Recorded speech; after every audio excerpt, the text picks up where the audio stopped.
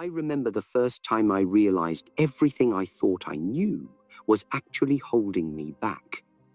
It was a rainy afternoon in Hong Kong. I was training with my master, pushing myself beyond limits I thought were fixed and permanent. My muscles ached, sweat dripped onto the wooden floor, and frustration built with each failed attempt at perfecting a technique I had practiced 10,000 times. Again, my master would say, unmoved by my visible exhaustion.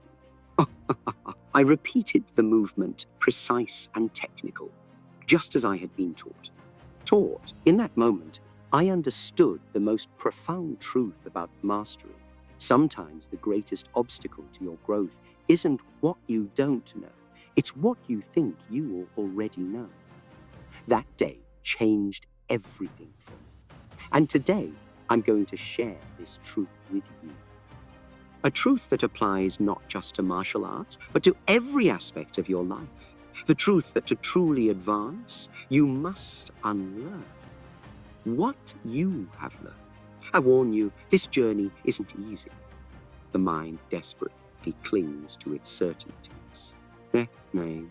It prefers the comfort of familiar limitations over the terrifying freedom of infinite possibility. Are you ready to let go of everything you believe defines you? Are you prepared to empty your cup completely, even if it means standing naked before your own truth? Listen carefully, because what I'm about to share isn't just philosophy, it's a practical path to liberation from the prison you've built with your own beliefs. The most dangerous illusion in life is thinking that you know. Knowledge becomes a cage when you identify with it. I see it everywhere. People so invested in being right that they've forgotten how to grow. You've felt it too, haven't you? That moment when defending what you know becomes more important than discovering what you don't. The accountant who can't imagine becoming an artist. The businessman who can't fathom learning to dance.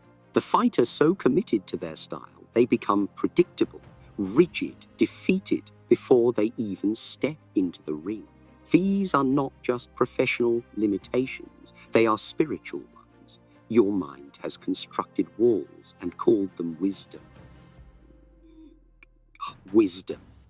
But what if those walls are actually barriers keeping you from your true potential? Let me tell you about a student who came to me years ago.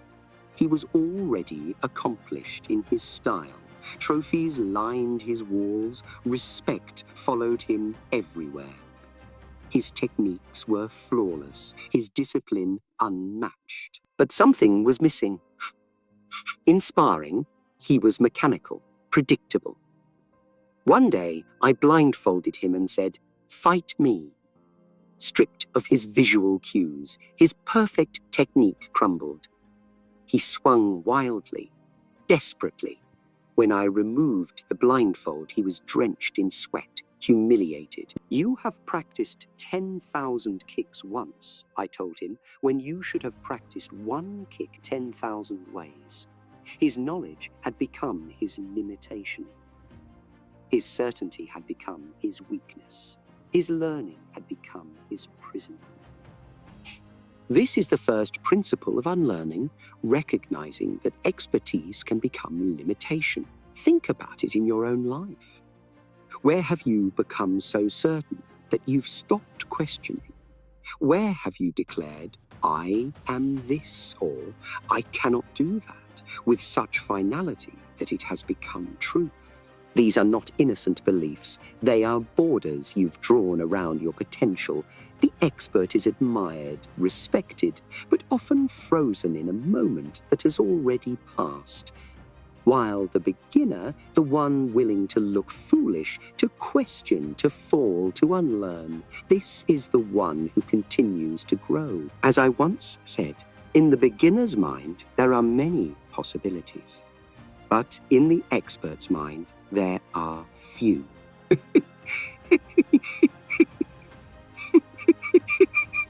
You must be willing to destroy your identity, destroy your identity. Now let's make this practical.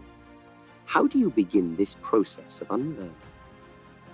It starts with a single question that you must ask yourself relentlessly.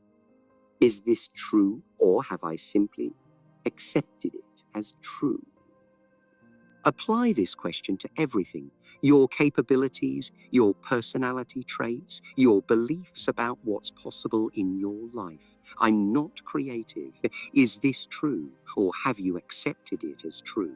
I can't learn new skills at my age. Is this true, or have you accepted it as true? Or have you accepted it as true? This is just how relationships work. Is this true, or have you accepted it as true? This questioning isn't about affirmations or positive thinking. It's about honest investigation. Most of what we accept as truth about ourselves is merely inherited limitation. The next step is deliberate destabilization. You must intentionally put yourself in situations that your current identity can't handle. If you see yourself as analytical, immerse yourself in creative expression without concern for out-concern or out-concern for outcome. If you pride yourself on control, put yourself in situations where control is impossible. If you've always been frugal, experiment with generosity beyond your comfort zone. I'm not talking about minor stretches. I'm talking about fundamental challenges to how you see yourself. This isn't reckless. It's strategic. You're not abandoning who you are. You're testing the boundaries of who you might be, like the scientist who must disprove their hypothesis. To advance knowledge, you must be willing to disprove your assumptions about yourself, to advance your growth. Let me share something I observed in my years of teaching. The students who progressed most rapidly weren't the most talented or the most disciplined. Though these qualities matter, they were the ones most willing to look foolish, to try approaches that seemed wrong, to abandon techniques they'd spent years mastering when something more effective presented itself. Their progress wasn't linear. It came in quantum leaps that followed periods of confusion and apparent regression. Because true growth isn't about building on what you know. It's about being willing to dismantle it and start fresh. As I often told my students, to grow, you must be willing to look like a beginner and again. The third step in unlearning is to develop comfort with emptiness. When you've questioned your assumptions and destabilized your identity, you'll encounter moments of genuine not knowing. Most people find this intolerable. They rush to rebuild certainty, even if it means returning to old limitations. You must resist this urge. Learn to stand in the question without reaching for an answer. Practice saying, I don't know, without shame or urgency. This emptiness isn't a void to be filled. It's a space of pure potential. It's the moment before water takes the shape of its container, when all forms are possible. Dwelling in this emptiness requires a kind of courage few develop. But it's where all true innovation and personal transformation begins. Think of the emptiness as a dojo, a training hall for your spirit. Each moment of not knowing is not a failure of certainty, but a successful opening to possibility. I spent years in this dojo, questioning everything I'd been taught about martial arts. Was the classical sidekick truly effective or just traditional? Were forms training for combat or training for more forms? Nothing was sacred except the question itself. The question itself. And from that emptiness, something new emerged. Not a style, but an anti-style. Not a way, but a questioning of all ways. This is the paradox of unlearning. Only by becoming empty can you become full. Only by abandoning mastery can you truly master. But I must warn you about the most dangerous obstacle you'll face on this path, the seduction of partial unlearning. Many people begin this journey with enthusiasm. They question some assumptions, destabilize some aspects, and then they make a fatal error. They crystallize again. They trade one rigid identity for another. The corporate executive becomes the rigid spiritual seeker. The traditional artist becomes the dogmatic avant-garde rebel. The conventional thinker becomes the predictable contrarian. They haven't truly unlearned. They've only relearned in a new disguise. True unlearning isn't a destination, it's a continuous practice. The moment you say, "Now I understand," is the moment to question again. I encountered this trap myself. After breaking from traditional martial arts, I began codifying Jeet. Students came from around the world to learn my approach. Books were written, schools were opened, and one day I realized with alarm that I was creating exactly what I had sought to escape. Another system, another orthodoxy, another limitation.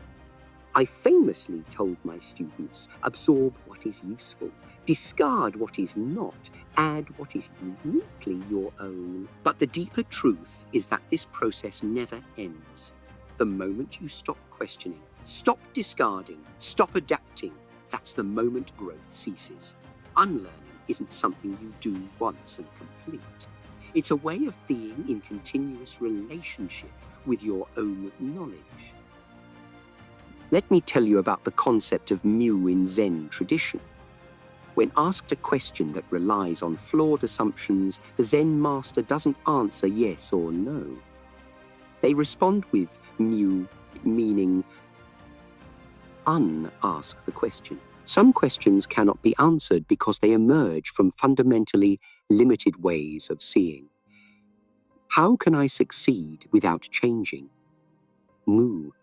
How can I grow without discomfort? Mu. How can I become new while remaining the same? Mu. These questions cannot be answered because they contain their own contradiction. They must be unasked and the assumptions behind them unlearned. Much of what you're seeking cannot be found while maintaining your current way of seeing. Some doors simply cannot be opened without letting go of what you're carrying. This brings us to perhaps the most challenging aspect of unlearning. You must be willing to disappoint others. When you begin to break free from old identities and limitations, those around you will often resist. Not because they wish you harm, but because your transformation threatens their stability. Your willingness to question what you've learned makes them uncomfortable with what they've accepted. Your readiness to look foolish challenges their commitment to looking competent. Your embrace of emptiness disturbs their attachment to knowing. They will attempt, often unconsciously, to pull you back into familiar territory. This isn't malicious, it's human. But you must be willing to disappoint them, to honor your own growth. When I began questioning traditional martial arts, my teachers were not supportive. When I refused to play stereotypical roles in Hollywood, many doors closed. When I taught Caucasians in America, many Chinese masters condemned me. Each step required disappointing someone whose approval I valued. But here is what I discovered. The genuine self cannot emerge while seeking others' approval. You cannot simultaneously transform and please everyone who has invested in your current form, sir. This doesn't mean becoming callous or disconnected. It means recognizing that your primary responsibility is to your own truth, not others' comfort with that truth. Now, I want to be clear about something. Unlearning is not about rejecting all knowledge or dismissing the value of training and discipline. Quite the opposite.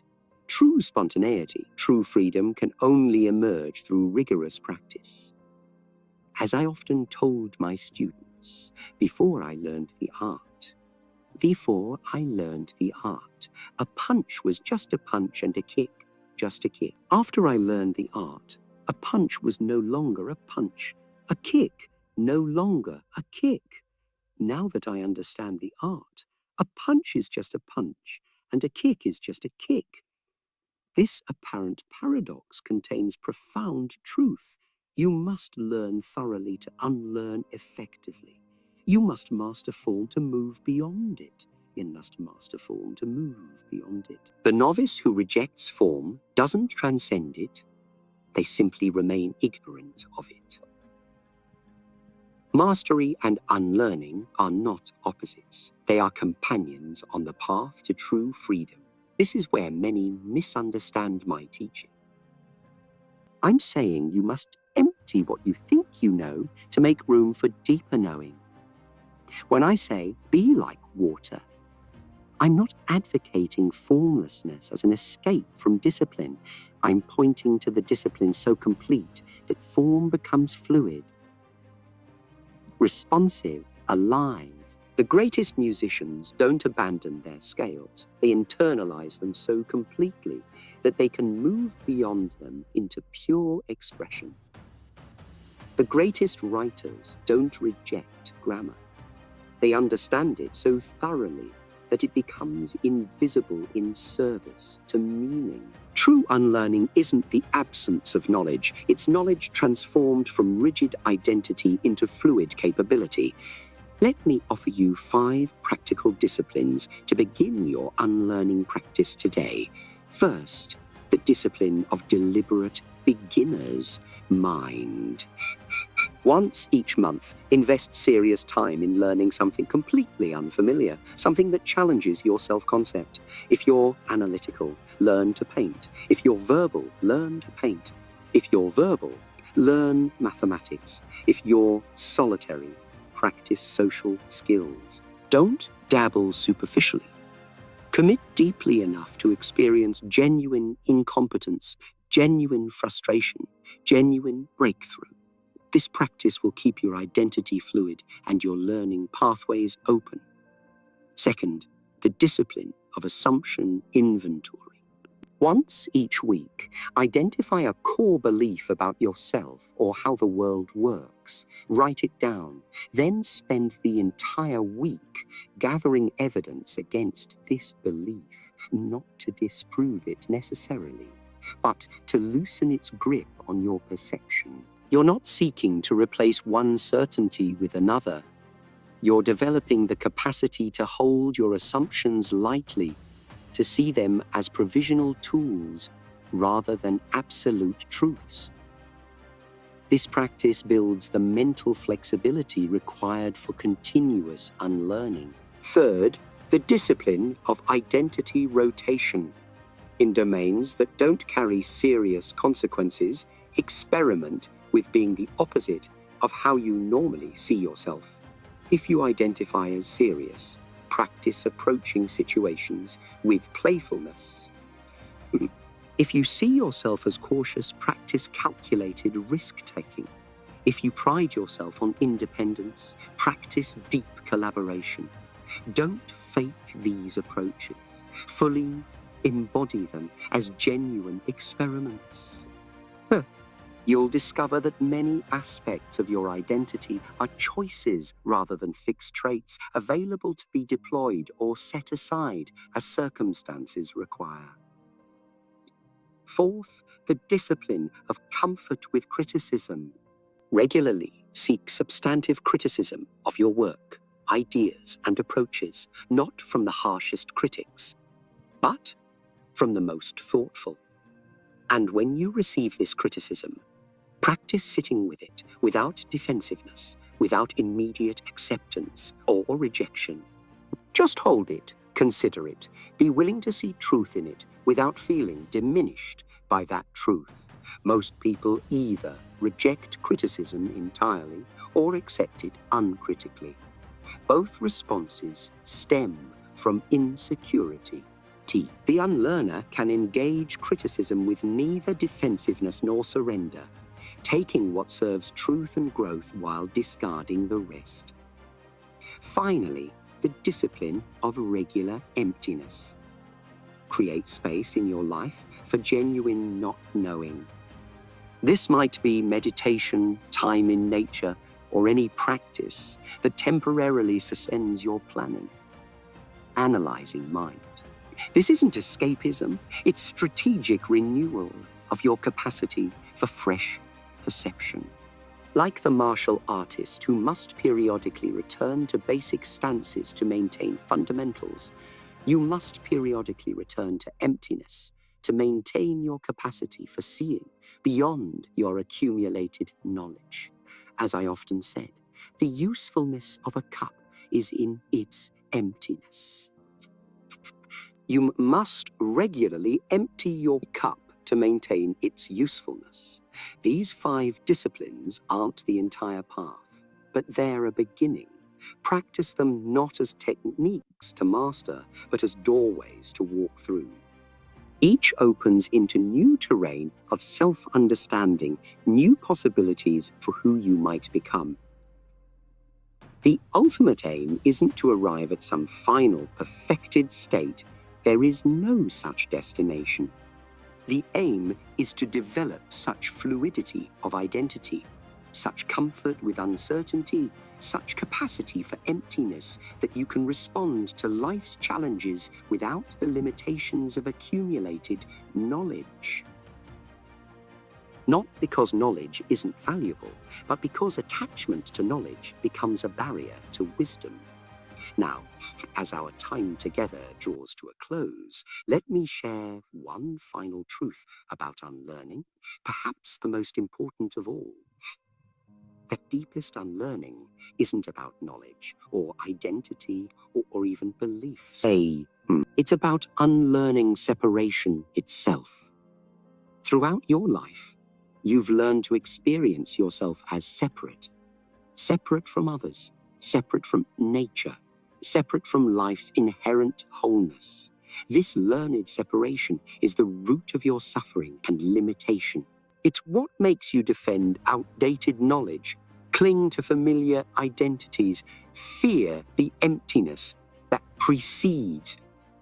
When you begin to unlearn this fundamental separation, everything changes. I experience this most profoundly in moments of complete presence in combat. When facing an opponent with total attention, something strange would occur. The boundary between us would dissolve. I wasn't responding to his movements. There was simply movement happening in a unified field of awareness. This wasn't mystical philosophy. It was direct perception of reality beyond the learned illusion of separation. And in those modes, there were no techniques, no strategies, no styles. There was just appropriate response arising spontaneously from complete presence. From complete presence. This is the ultimate expression of be like water. Not a metaphor, but a direct experience of reality, undivided by the conceptual mind.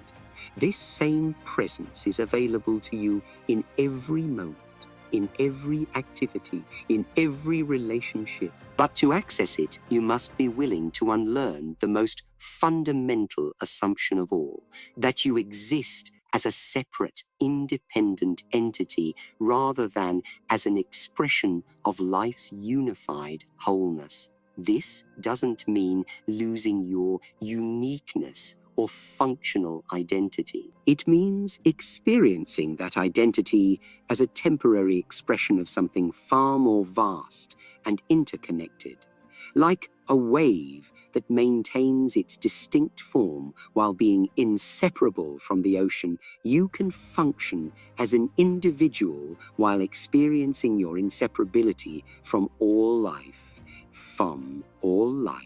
The practice is simple but profound. Become fully present to whatever is arising in this moment, without labeling, without categorizing, without separating yourself from the experience. When washing dishes, just wash dishes, completely, attentively, without thought of past or future. When in conversation, be totally there, listening without planning your response, speaking without managing your impression. When facing a challenge, meet it directly, not as someone confronting something separate, but as life meeting itself in this particular form. This presence isn't something you achieve. It's what remains when you unlearn distraction, categorization, and separation. I often demonstrated this principle through martial arts, but its application extends to every dimension of human experience. The artist who becomes one with their medium creates work of profound impact. The parent who is fully present with their child forges unbreakable bonds. The leader who listens without separation makes decisions of genuine wisdom. This isn't about skill or technique. It's about the quality of presence you bring to each moment. And that quality depends entirely on your willingness to unlearn the habitual patterns of thought that maintain the illusion of separation. My friend, we've covered much ground together, from questioning your assumptions to destabilizing your identity, from embracing emptiness to practicing specific disciplines, from disappointing others to unlearning separation itself. This path isn't easy. It requires courage, commitment, and continuous practice. There will be moments of confusion, periods of apparent regression, times when you long for the comfort of old certainties. This is natural. Unlearning isn't linear. It spirals through cycles of release and integration, emptiness and emergence. Trust this process. The temporary discomfort of not knowing is infinitely preferable to the permanent limitation of false certainty. Remember that unlearning isn't about arriving somewhere new. It's about freeing yourself from the illusion that you are somewhere fixed at all. It's about realizing that you are not a finished entity moving through life, but life itself in continuous process of creation and dissolution. Your knowledge, your identity, your very sense of self, these aren't possessions to protect, but provisional expressions to hold lightly, to employ when useful, to set aside when limiting. This fluidity isn't weakness, it's ultimate strength. It's strength. Like water that can take any form while maintaining its essential nature, you can respond to life's infinite variability without losing your deepest authenticity. As I prepare to leave you, I'm reminded of something I often told my closest students. Knowledge will give you power, but character, respect. The unlearning I've described today isn't about abandoning knowledge. It's about developing the character to hold knowledge properly, as tool rather than identity, as question rather than answer, as doorway rather than destination. This character doesn't come from adding more information or mastering more techniques. It comes from the courage to question everything, the humility to begin again, the patience to dwell in not knowing, and the faith to trust what emerges from emptiness. My final invitation is simple. Begin. Don't wait for perfect understanding or ideal circumstances.